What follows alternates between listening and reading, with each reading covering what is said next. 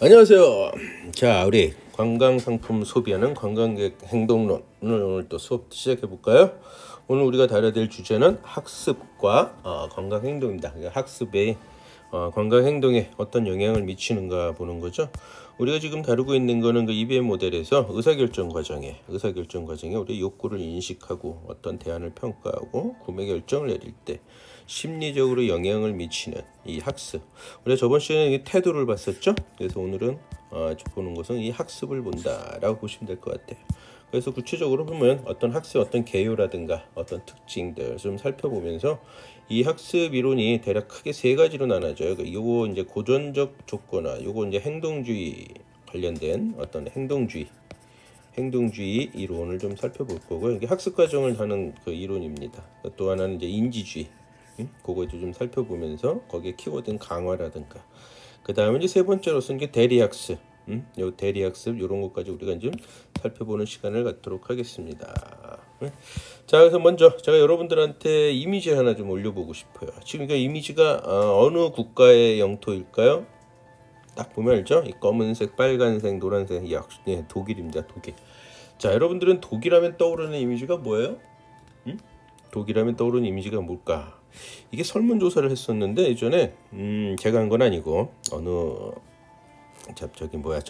저널에서 했었는데 이 독일하면 가장 많은 사람들이 뭐 축구서부터 해가지고 뭐 이것저것 많은 이야기들이 나오고 뭐 히틀러 전쟁 뭐 이런 것도 나오지만 1등을 차지했던 건 맥주더구만. 맥주가 또 차지해서 난 내 개인적으로 생각하기에 왜 맥주가 인식을 이렇게 갖고 있을까? 아마도 그거는 세계 3대 축제 중에 하나예요. 우리 관광맨으로서 봤을 때 이 3대 축제 중에 하나인 9월 중순에 열리는 옥토버베스트, 이 맥주 축제, 뮌헨에서 열리죠? 독일 뮌헨에서 열리는 약 2주간 열리는 이 맥주 축제가 아마 차지하는 영향이 큰 것인가 라는 생각도 해보는데, 사실 제가 여러분들한테 던지고 싶은 말 중에 하나는 1인당 맥주 소비량이 그럼 많아서 맥주를 생각하는 건가, 아니면 아까 방금 얘기했던 축제 때문에 과연 그러는 건가, 어떤 것 같아요? 그러면은 또 다른 질문 하나, 맥주 1인당 소비량이 가장 많은 나라가 어딜까요? 예, 맥주 소비량이 가장 많은 나라는 참 재미있게도 체코입니다. 체코. 와, 독일이 3위죠. 그죠? 3위. 독일의 거의 2배는 좀 안 되겠지만 거의 1.5배 이상. 1인당 1년에 그 맥주 소비량이 137리터. 대단해요. 137리터. 엄청난 거죠. 그러니까 대한민국은 얼마야? 30리터. 우리나라 술 많이 마신다 그러잖아. 그렇죠? 근데 야, 체코에 비하면 잽도 안 되네. 독일의 3분의 1 수준밖에 안 되네. 그렇죠? 그래서 거꾸로 우리나라도 술 이렇게 많이 먹는 나라가 아니지 않나, 이런 말도 한번 던져보면서, 여튼 다시 본론 돌아와서 이 체코가 맥주를 가장 많이 마신다라는 사실이죠. 그래서 이 체코가 맥주를 이 정도로 마시면 하루에 맥주를 매일 큰 거 병으로 한 4개씩은 항상 마신다는 거죠. 정신없이 먹네요. 그래서 독일이 맥주가 적게 먹는 나라는 아니죠. 많이 먹는 나라이긴 하지만 독일이 맥주가 엄청난, 맥주하면 독일하면 맥주라고 떠오르는 건 조금 차이가 난다. 그래서 제가 이제 얘기를 하면 앞으로 이제 맥주 하면 어디가 떠올라야 된다? 체코죠. 그러면서 여러분은 지금 저하고 어떤 과정을 거친다? 예, 맥주에 대해서 여러분들이 지금 학습을 하고 있어요. 본의 아니게 저 때문에. 그럼 맥주 최초 생산지는 또 어딜까? 맥주를 우리 한 발짝 더 나가보면 맥주의 최초의 생산지 과연 독일일까요? 아니면 체코일까? 어딜까요? 지금 1인당 최고의 가장 많은 소비량이 체코인데 독일은 3위를 차지하죠. 그러면은 맥주의 최초 생산지는 독일이나 체코 같은 유럽일까? 이게 또 반전이 이루어집니다. 어딘가? 지금 현재 이란, 요르단, 소위에서 메소포타미아 문명에서 처음 만들어진 게 맥주다.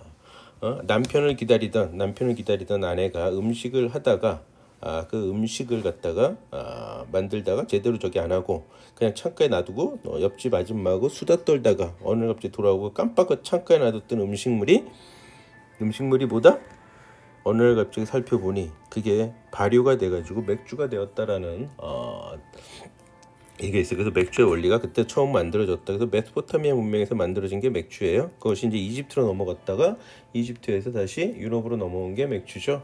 오히려 이제 맥주는 독일이 처음으로 독일 체코 이쪽에서 맥주를 갖다가 만드는 법, 해가지고 좀 더 뭐라 그럴까? 좀 정리를 좀 했다 그럴까요?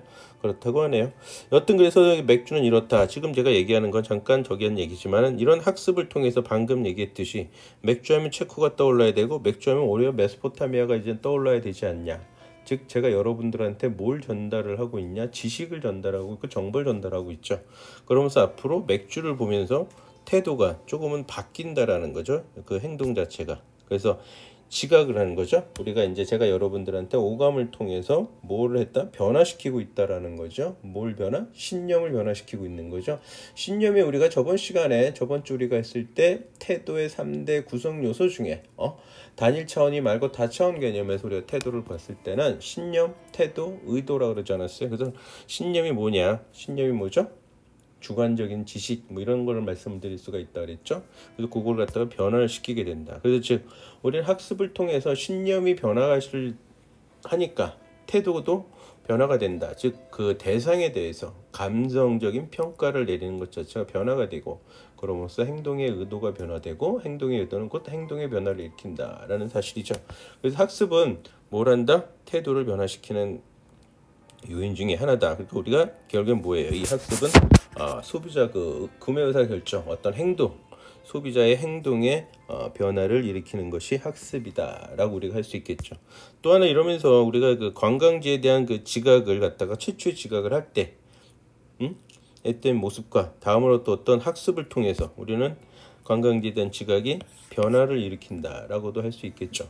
여러분들 다시 한번 여러분들 말씀드릴 때 우리가 관광자들이 왜 학습을 하고 여행을 떠날 거야? 아무 생각 없이 여러분들 방문하는 일은 없죠. 어떤 한 나라를 갔다가 여러분들이 공부를 하고 학습을 하고 떠나게 되는데 왜 떠날까요? 그렇게 할까? 그 이유는 단순한 지각에 의존했을 때 기존에 있던 지식 갖고 다녔을 때 리스크를 갖고 있기 때문이죠. 위험이 존재하니까. 그러니까 우리가 학습을 한다는 거죠. 그래서 인도에 대해서 좀 알고 그런 리스크도 변화되고 그러면서 우리가 가려고 하는 대상지에 대해서 뭐죠? 태도나 감정이나 이런 거 좀 변화를 시키면서 좀 더 알찬 여행을 하기 위한 거가 되겠죠. 여러분들 인도하면 연상되는 이미지가 뭐예요? 그냥 봤을 때는 이런 모습이겠죠. 여기가 이제 그 겐지지강에서 참 많이 지저분하더라고요. 저도 가봤지만 이 여기 시체를 태우거나 그 시체 속에서 수영을 하고 그 시체 태운 강에서 수영도 하고 볼일도 보고 하는 것도 참 요때 갔다 사람들도 참 무척이나 많고 길거리 노숙자들도 정말 많고 인도가 인구가 몇 명인지 아시죠? 약 10 몇 억이야? 14억 정도나 되고 있습니다. 그런데 땅덩어리는 중국만큼 크지도 않고 그러니까 엄청나겠죠. 길거리 정말 사람 많아요. 다니다 보면 정말 지구상의 사람은 다 여기 몰려있지 않나 할 정도로 사람이 참 많은 곳이 인도인데 이런 이미지들을 우리가 갖고 있어요. 길거리에서 구걸하는 이미지들. 그러나 또 다른 이미지가 또 있죠. 우리가 알지 못하는 이미지들도 많습니다. 이게 가장 아름다운 가장 위대한 또 전 세계에서 가장 큰 무덤이라고 할 수 있는 무덤이라고 할 수 있는 게 아니라 무덤이죠. 타지마할 정말 이쁘고 아름다운 이 대리석으로 지어놓은 이런 곳을 갖고 있는 것이 또한 인도다. 그리고 우리가 알다시피 요가라든가 명상이 또 인도하면 떠오르는 이미지 중에 하나가 될 수 있겠죠. 이런 이미지를 갖고 있는 것이 또 인도고 이런 인도의 또 비폭력 간디라는 위대한 또 인물을 또 우리가 만나볼 수도 있는 곳이 인도지 않나 싶고요. 그리고 여러분들은 아시는지 모르겠지만 또 새롭게 우리가 학습할 것들은 뭐냐면 인도의 아가씨라는 표현은 좀 모르겠는데 인도의 여성들이 정말 매력적이라는 사실이죠. 그래서 아시아의 그 미인을 뽑을 대회를 보게 되면 인도가 많이 휘어잡고 있어요. 많은 상들을 갖다 휩쓸고 있죠. 그래서 인도 아가씨들이 정말 이쁘다 라는 걸 알 수 있어요. 그러니까 보통 인도에 대해서는 좀 안 좋은 이미지가 있었지만 제가 짧게나마 잠깐 얘기하면서 인도에 대한 이미지를 여러분들이 좀 변화시키면서 변화시킬 수 있다라는 거죠. 또한 이미지 보시게 되면 전 세계 4대 문명 중에 하나인 인도의 인더스가 겐지지강에 4대 문명이 들어가 있는 곳이 또한 인도다라고 볼 수 있겠죠. 이런 이미지들을 갖고 있는 것이 인도고 또한 여기서 제가 이미지 이제 더 안 갖고 왔지만은 인도가 핵무기도 갖고 있고 또한 수학도 상당히 발달돼 있죠. 그리고 IT 산업도 발달돼 있어서 인도의 아니면 미국의 그 실리콘밸리나 이런 데 가게 되면 인도 사람들이 상당히 많이 있다라는 것. IT 업종에 인도 사람들이 많이 또 종사들을 하고 있죠. 그래서 19단이라는 또 인도의 그 메다 수학인가요? 베타 수학인가? 그 수학 때문에 19단이니까 한때 또 우리나라에서도 19단 외우기, 우린 9구단이 아니라 인도는 19단 외우기, 이런 것까지도 우리가 한번 열풍을 벌였던 적도 있습니다. 자, 인도라는 나라에 대해서 우리가 잠깐이나마 짧게나마 제가 설명을 하면서 여러분들이 인도에 대해서 보는 태도가 어떻게 좀 변해졌을까요? 아마도 살짝은 변화가 되지 않았을까. 이런 학습을 통해서 지금 방금 이렇게 얘기한 뭐 1, 2분에 걸쳐서 얘기한 거에 대해서 태도가 변한다는 건 사실 말이 안 되지만, 학습은 어떤 장기적으로 꾸준한 학습을 통해서 태도가 변화된다라는 거예요. 자, 그러면 학습에 대해서 좀 학습을 얘기를 하고 있는데, 학습의 어떤 정의를 한번 내려봅시다. 학습은 뭘까요? 경험과 정보를 통해서 내가 직접적이고 간접적이든 간에 어떤 경험과 정보를 통해서 얻어지는 행동과 지식, 비교적 영속적인 변화를 우리는 학습이라고 했습니다 라고 정의를 내리시면 돼요. 학습이란 뭐다? 경험과 정보를 통해서 직간접적으로 통해서 얻어지는 어떤 행동과 지식의 그러니까 행동과 지식에서의 영속적인, 비교적 영속적인 변화다. 그것이 뭐다? 학습이다 라고 보시면 돼요. 그래서 보게 되면 이런 학습은 전제 조건이 필요한 게 뭐냐면 어떤 적극성과 능동성이 필요하게 되는데, 한 그 학자에 의한다라면 이런 얘기가 있어요. 그 진화론에 의한다라면 이 원숭이들이 그 원숭이 이미지 제가 올렸는데, 이 원숭이 이미지가 왜 올렸냐면 맨 태초에 원숭이들이 다 나무 위에서 살잖아요. 원숭이들이, 그쵸? 이 나무에서 사는 원숭이들이 살다가 종족이 계속 개체수가 늘어나다 보니까 이제 거기도 포화가 됐겠죠. 원금 밀도가 높아지겠죠. 그러니까는 어느 용감한 원숭이가 한 마리가 한마디 제안을 하죠. 대장한테 뭐라고? 여기 너무 사람이 많으니까 우리 밑에 내려갑시다. 원숭이들이 사실 나무에 사는 이유들은 호랑이 같은 것들을 피하기 위해서, 뱀 같은 것을 피하기 위해서 나무에 사는 거겠죠. 그러다 보니까는 그렇게 피해서 살다가 좀 용기가 있는, 좀 적극성이 있는 이런 원숭이 한 마리가 내려와서 살게 되는 거죠. 그렇게 적극적이고 능동적으로 내려와서 살게 되는 원숭이는 살다 보니까는 이게 네 발로 걸어 다닐 필요 없이 두 발로도 걸어 다녀도 되겠구나. 두 발로 걷다가 어느 날 갑자기 도끼를 또 이용하게 되고, 이러면서 그러한 학습을 또한 경험을 통해서 변화된다라는 거죠. 즉 내려와가지고 살면서 정말 무서운 줄 알았더니 그렇지 않고 여기서도 나름대로 살 수 있는 방법들이 있게 되고, 그러다 보니까 두 발의 편의성을 또 우리가 원숭이가 이해를 하고 경험을 하게 되고, 그러다가 두 발로 걷기 시작을 했다. 두 발로 걷기 시작하다가 또 도구를 사용하는 방법을 배우게 되고 학습하게 되다 보니까 어떻게 돼요? 좀 더 발전이라는 이런 식으로 이루어진, 이거 진화론에 의해서도 본다라면 학습을 통해서 이게 다 되었다라는 사실이에요. 전제 조건은 뭐다? 능동적이고 적극적이어야 된다라는 거죠. 그래서 여러분들도 이런 것을 가지고 어떤 능동적이고 항상 적극적으로 무엇인가를 학습을 하는 것이 상당히 중요하다라는 것을 여러분들이 인지를 좀 하셨으면 좋겠어요. 자, 이런 학습 우리가 이제 심리학에서 이제 정리를 좀 해봤는데, 심리학에서도 마찬가지로 그 개인을 둘러싸고 있는 환경, 그 환경에서 여러 가지 경험을 함으로써 일어나는 또 비교적 영속적인 행동의 변화다라고 보시면 되죠. 즉 행동 변화, 마케팅이라든가 관광학에서도 말씀하셨듯이 역시 정보와 경험의 결과로 수반되는 지식, 태도, 행동의 변화라고 말하는 것도 학습이다. 그러니까 관광에서도 마찬가지죠. 관광 소비 행동에 영향을 미치는 지식과 경험을 획득하는 하나의 과정이다라고 우리 관광학에서는 또 정의를 내리고 있어요. 이러한 것들은 다 누구를 통해서?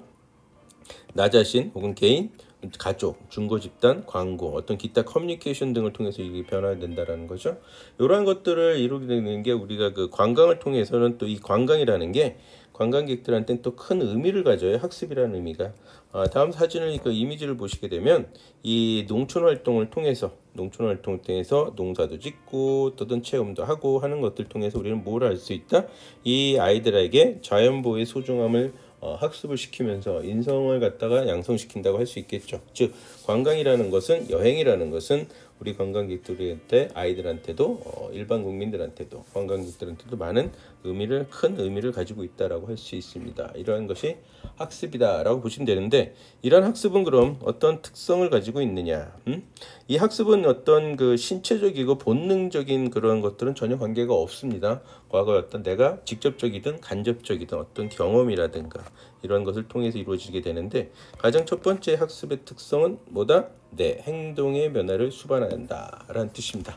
학습을 통해서 행동의 변화를 수반이 된다라는 사실이에요. 즉 아까도 잠깐 얘기했었지만은 그 태도, 행동의 선행 요인으로서 그 태도가 있게 됐죠. 그 또한 태도의 선행 요인이 신념이잖아요. 신념. 그래서 지식이나 사고, 신념 등 어떤 인지적 측면이 이제 이루어진 게 되는 거죠. 즉 행동의 변화로서 좀 구체적으로 보면 첫 번째가 이제 인지적 측면이 이제 변화가 먼저 이루어진다. 우리가 살아가면서 문제를 해결을 하면서 또한 사회에서 현명하게 살아가는 방법 등을 학습하게 되잖아요. 그것이 결국엔 뭐다? 신념이 변화가 된다라는 거죠. 어떤 대상에 대해서 그런 신념이 변화가 돼서 태도가 변하고 행동이 변하게 된다 보시면 될 거고, 두 번째로서는 어떤 심리적인 태도와 같은 그 심리적인 측면이 또 변화가 되죠. 학습을 통해서 아까 얘기했듯이 신념이 변했으니까 태도, 우리가 감정 평가라고 할 수 있는 이 태도가 또 변화의 태도와 같은 것이 변한다라는 뜻이죠. 이런 변화를 통해서 우리가 행동의 변화를 이루게 되고, 다음에 물리적 행동이 변하게 되죠. 어떤 직접적인 학습이나 간접적이나 이런 학습을 통해서 우리가 육체적인 행동을 우리가 어떻게 해야 되는지, 어떤 행동을 취해야 되는지 하는 이런 육체적인 행동을 갖다가 우리가 배우게 된다는 거죠. 그러면서 우리가 행동을 변화시킨다라고 볼 수 있겠어요. 즉 어찌됐건 첫 번째 특성은 학습을 통해서 우리는 행동의 변화가 항상 따라온다라고 보는 것이 첫 번째 특성이다 보시면 되고요. 두 번째 특성으로서는 우리가 뭐다? 네, 경험의 결과로서 이게 발생이 된다라는 거죠. 학습이라는 거는 결국 뭐야?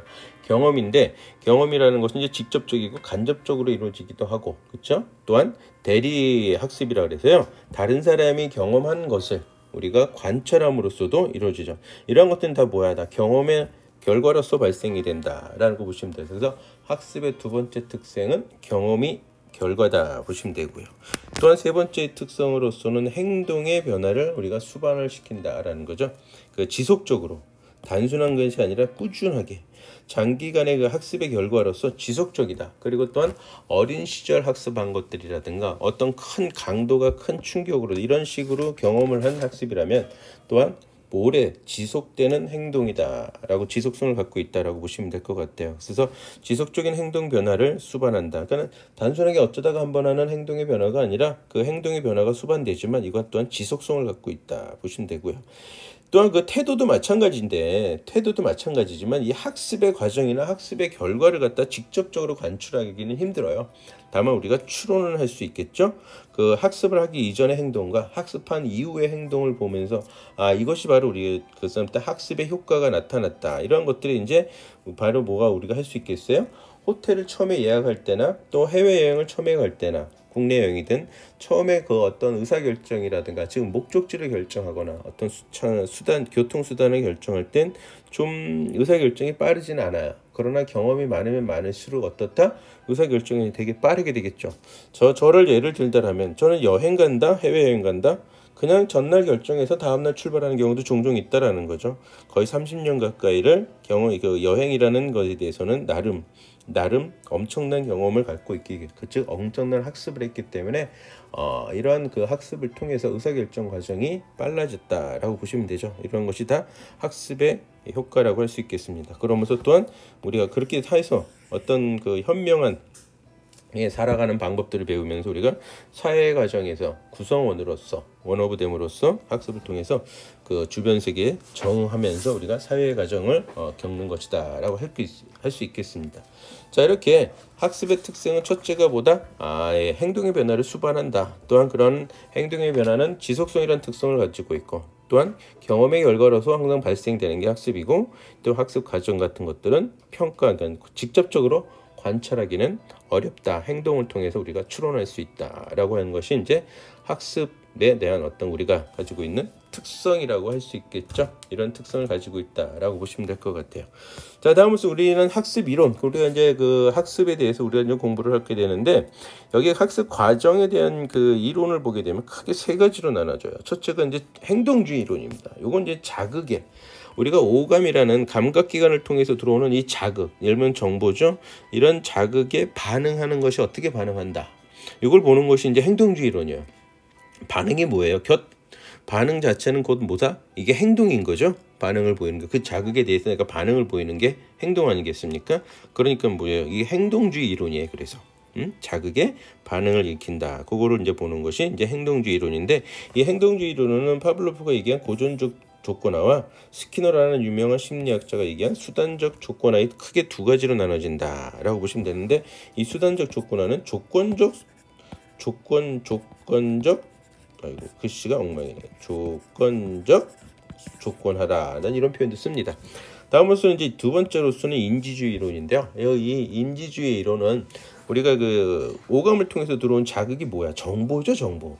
그런 정보를 가지고 어떻게 처리하느냐, 처리하는 거냐. 그래서 정보 처리 과정을 중심적으로 다루는 것입니다. 그래서 정보 처리 과정을 다루는 것이 인지주의 이론이다라고 보시면 되고, 여기에는 크게 이제 통찰학습 이론, 통찰학습 이론과 정보 처리적 학습 이론, 이렇게 두 가지로 크게 나눠진다라고 보시면 될 것 같아요.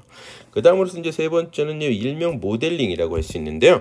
대리학습 이론이에요. 그러니까 내가 어떤 대상, 그 모델이라고 정한 그 모델이 하는 그 경험, 모델이 하는 것들을 보고, 모든 그걸 보고 우리가 관찰을 통해서 내가 학습을 한다라는 거죠. 그래서 이렇게 모델링이라는 대리학습 이론이고, 이 대리학습 이론에 어떤 공개적 모델링이라든가 비공개적 모델링, 언어적 모델링, 이렇게 또한 세 가지 정도로 나눠질 수 있습니다. 이렇게 크게 학습 이론은 크게 자극 반응을 나타내는 행동주의 이론, 그 다음 그걸 중심으로 하는, 그 다음에 정보 처리 과정을 보게 되는 인지주의 이론, 그 다음에 모델링에서 간접적인 관찰이죠. 어떤 모델의 관찰을 통해서 하게 되는 대리학습 이론, 이렇게 크게 세 가지로 나눠진다라고 보시게 되면 돼요. 자, 그럼 첫 번째 그 행동주의 이론을 한번 좀 볼까요? 이 행동주의 이론은 자극에 대한 결과, 즉 반응에서 일어나는 변화를 주시한 겁니다. 어떤 자극, 우리가 자극은 뭐라 그랬어요? 정보라고도 할 수 있다 그랬죠? 정보, 오감을 통해서 이 정보에 대한 결과라서 정보를 받아들인 결과에 대해서 우리가 그럼 어떤 반응을 보일 거 아닙니까? 그래서 반응에 일어나는 변화를 중시가 되는데, 고전적 조건화 이론과 파블로프, 러시아 그 학자죠. 러시아 학자인 파블로프의 고전적 조건화 이론과 그다음에 스키너의 조작적 혹은 수단적 조건화 이론이다라고 보시면 될 것 같아요. 크게 두 가지 양대 산맥이라고 할 수 있습니다. 이건 뭐다? RS라 그래서 자극 혹은 그 SRE 자극과 반응의 반응이다라고 보시면 될 것 같아요. 그래서 이거 보시면 되고, 첫 번째 이제 고전적 조건화 이론은 파블로프 러시아 학자인데, 사실 이 파블로프 러시아 학자는 심리학자가 아니었습니다. 심리학자가 아니고 동물학자였어요. 원래는 그 동물의 소화기관을 연구하던 학자였지만은 어느 날 갑자기 키우던 강아지 한 마리가 빈 밥그릇을 보고 침을 질질 흘리는 걸 보고 되게 신기하게 여겼던 거죠. 역시 그 난 사람들은 그런 걸 보고 좀 신기하게 여기는데, 우리 같은 사람들은 별로 신기한 게 아니죠. 빈 밥그릇을 보고선 침 흘리는 거 뭐 별로 신기하게 안 느꼈을 텐데, 이 파블로프는 그걸 보고 신기하게 여겼다. 그래서 연구를 하기 시작을 했던 거죠. 제가 왜 그 빈 밥그릇을 보고 침을 흘릴까? 저기에 음식물이 있는 것도 아니고 음식물이 없는데 그게 되게 신기했던 거예요. 그러면서 이제 연구를 했던 건데, 이 고전적 조건화 이론, 그래서 이 밥이라는 것, 또한 그 밥그릇이라는 것을 보면서 침을 흘리는 걸 보게 되고, 자극을 주게 돼서 어떤 저런 반응이 나게 되면서 하게 되는구나. 그래서 무조건적인 자극과 무조건적인 반응, 즉 밥을 보게 되면, 음식물을 보게 되면 침을 흘리는 게, 음식물 침 흘린다, 음식물 침 흘린다, 이게 무조건적인 반응인 거예요. 그냥 음식물 보면 침 흘린다. 여러분도 음식물을 보게 되면 먹고 싶다, 빵집을 지나갈 때 빵을 보게 되고 내가 침을 흘리게 되고 먹고 싶다라고 생각하면 이게 무조건적인 반응과 무조건적인 반응이에요. 어떤 내가 생각을 하고서는 저런 거 보면 이런 반응을 보여야 돼, 이런 게 아니라 그냥 무조건 하게 된다는 거죠. 이런 관계에서 중간에 중립적인 조건이 들어오게 되면, 그 중립 조건 들어오게 되면, 원래는 중립적인 조건에 어떠한 그 반응이 없거든요. 중립적인 거니까. 그런데 그걸 반복적으로 같이 무조건적인 자극과 반복적으로 보여준다면 중립적인 조건에도 반응을 하게 된다라는 학습법이에요. 이미지를 보게 되면 죄송합니다. 자, 강아지가 이렇게 음식물을 보고 침을 흘립니다. 그래서 무조건적인 반응 조건에 자극에 무조건적인 반응을 보이는 거죠. 그런데 중립적인 거는 반응이 전혀 없다라는 사실이에요. 그러나 무조건적인 반응과 중립자극을 같이 보여줬다는 거죠. 그래서 어떻게 해요? 종치고 나서 밥 주고, 종치고 나서 밥 주고 매번 반복적으로 했다는. 여기서 중요한 건 뭐라 그래서 반복이라고 했잖아요. 반복. 종치고 밥 주고, 종치고 밥 주고 그랬더니 어느 날부터는 강아지가 중립자극이었는데 조건자극으로 변했다라는 거죠. 종치는 것 하나가. 그래서 종만 쳐도 강아지는 침을 흘린다라는 사실이에요. 요것이 이제 그 고전적 조건화 이론의 핵심이라고 보시면 될 것 같아요. 이런 걸 보게 되면 일단 그래서 마케터들이 광고를 하게 될 때 그걸 많이 이용을 한다라는 거죠. 뭐냐, 무조건적인 자극, 인기 있는 모델, 내가 좋아하는 음악, 내가 좋아하는 모델들이 광고를 하게 되는 거예요. 이런 사람들 보게 되면 내가 그 사람들한테 어떤 태도를 보이죠? 호감적인 태도를 보이죠. 그렇죠? 내가 좋아하는 모델, 내가 좋아하는 음악, 내가 좋아하는 어떤 냄새, 내가 좋아하는 소리, 이런 것들을 하게 되면 나는 좋아하는 호감이 좋은 태도 자체가 호감 있는 태도를 형성하게 된다. 이것이 바로 이제 무조건 자극과 무조건적인 반응인 거죠. 내가 좋아하는 거니까, 나한테 호감이 있는 거니까 그런 개념으로 들어갔는데, 거기다가 즉 그렇게 내가 좋아하는 호감 있는 모델 군들, 소위 얘기해서 음악이 됐던 어떤 소리가 됐던, 그러면서 어떤 냄새가 됐던, 아니면 정말 배우와 같은 스타들 같은 배우, 이런 모델들과 더불어서 중립적인 작품, 즉 마케터가 이번에 새롭게 개발한 새로운 신상품을 갖다 같이 보여주는 거죠. 그러면 어떻게 돼요?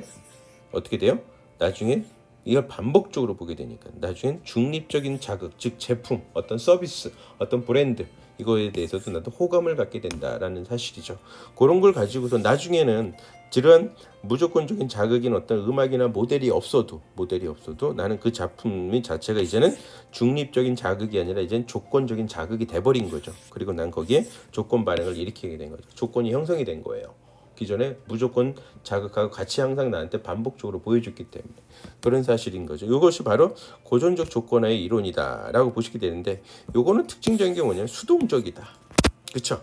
누군가가 보여줘서 내가 변한 거잖아요. 내가 그거를 찾아간 게 아니라 여기서 수동적인 거다. 요거는 이제 여러분들 그냥 숙지를 하고 계시면 됩니다. 즉 이러면서 이제 마케터들이 보게 되면, 이 마케터는 제품 및 서비스 그리고 어떤 그런 브랜드에 대해서 소비자를 어떻게 학습시켜야 하는가, 어떻게 학습시켜야 하는가를 갖다 이해하고 설명하는 데 도움이 되는 이론이다라고 보시면 되죠. 그러니까 고정적 조건화가 소비자를 학습을 시키는 거죠.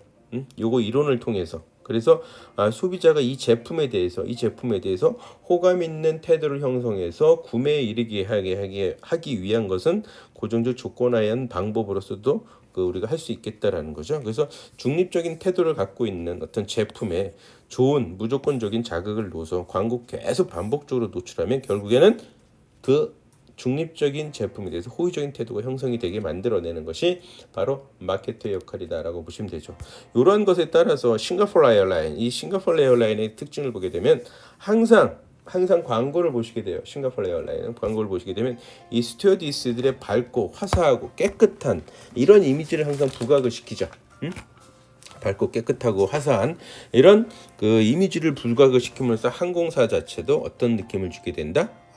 가장 편안한 기내 서비스를 약속하는 아주 멋있는. 그래서 항상 매년 보게 되면 최고의 그 퍼스트 클래스 아시아 최고의 항공사로서 자리를 잡고 있는 것이 바로 이 싱가포르 에어라인이다 라고 보시면 돼요. 이것이 바로 그 고전적 조건화 이론을 가지고 광고를 하고 있다라는 거죠. 그래서 항상 스튜디오에서 어떤 다른 이미지를 보여주는 게 아니라, 또한 여기서도 우리가 적용되는 것은 저것도 우리가 알 수 있어요. 왜 우리의 지각을 배울 때 그림과 배경의 원리에 의해서 그런 것도 여러분들이 보시면 될 것 같아요. 그래서 가장 중심 단서인 우리가 비행기를 타게 되면 제일 먼저 고객들과 접점을 이루는 게 누구예요? 스튜어디스죠. 그러니까 스튜어디스가 가장 중요한 중심 단서가 되는 거죠. 그런 중심 단서인 스튜어디스의 밝고 깨끗하고 맑은 이런 모습들을 계속 이미지를 연상시키게 된다. 그럼으로써 싱가포르 에어라인 항공사 자체가 우뚝선 항상 1위를 차지하는 항공사로서 만들어질 수 있겠다라고 볼 수 있겠죠.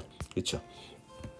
이렇게 고전적 조건에게 그 의사결정 과정에서 이제 그 자극을 주는 것도, 이 자극도 어떠한 그 자극의 어떤 세기라든가 어떤 자극의 횟수라든가 이런 것들이 결국에는 여러 번 아까도 그 반복이란 말을 제가 썼는데 아무래도 한 번 볼 때와 두 번 볼 때와 100번 볼 때가 다르겠죠. 그렇죠. 즉 그래서 고중적 조건하에 영향받은 그 행동의 변화를 일으키게 되는 미치는 요인들도 있을 거다라는 거죠. 그런 요인들이 첫째가 이제 무조건적 자극의 강도라든가 두 번째 자극의 반복 횟수, 다음에 자극의 제시 순서, 그 다음에 무조건적 자극의 어떤 친숙도, 나하고 얼마나 친밀감이 있나 이러한 요인들이 영향을 미친다.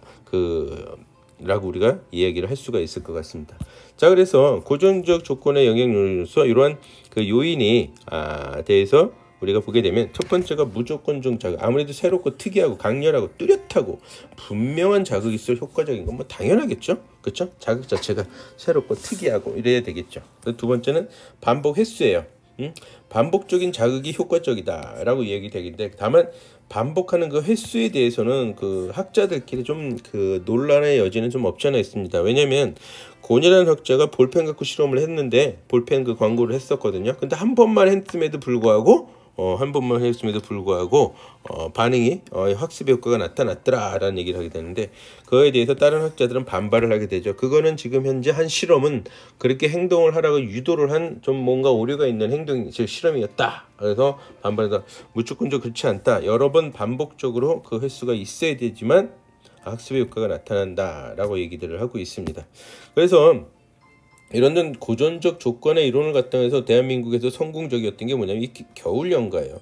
겨울연가 드라마가 사실은 뭐 일본에서 되게 많이 알려졌잖아요. 그래서 뭐 성공적인 드라마였다 하게 되는데 이걸 가지고 춘천시청에서 이용을 한 게 있어요. 뭐냐면은 이 겨울연가 다 끝나고 나서 춘천시에서 이 겨울연가의 그 배경음악 있죠?